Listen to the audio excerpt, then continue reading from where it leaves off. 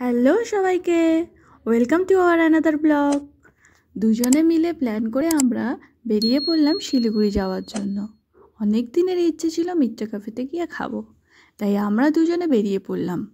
শিলিগুড়ি পৌঁছেই আমরা চলে গেলাম কসমস মলে। এই মলের ভেতরেই আছে মিত্র ক্যাফে। সেখানে ঢুকেই আমরা বেশি দেরি না করে খাওয়ার অর্ডার করে দিই। এখানকার ভেতরে অ্যাটমসফিয়ারটা বাঙালিয়ানায় ভরা। প্রত্যেকটা ওয়ালে খুব সুন্দরভাবে কারুকার্য করা, যেগুলোর জন্য এই জায়গাটি আরও অ্যাট্রাকটিভ হয়ে উঠেছে। মিত্র ক্যাফে নিয়ে আমার কিছু বলার নেই, কারণ এটা অনেক দিনের পুরনো ক্যাফে আর এখানকার খাবার দাবার খুবই ভালো। কিছুক্ষণ ওয়েট করার পরেই চলে এলো আমাদের অর্ডার। স্টার্টারে ছিল ফিশ কবিরাজি আর মেইন কোর্সে ছিল বেঙ্গলি থালি।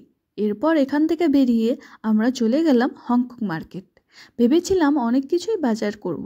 এই মতো অনেক দোকানেই গিয়েছি এবং অনেক কিছুই পছন্দ হয়েছে, কিন্তু হংকং মার্কেট হিসাবে অনেক দাম বেশি চাইছিল, তাই আর কিছু নেওয়া হয়নি।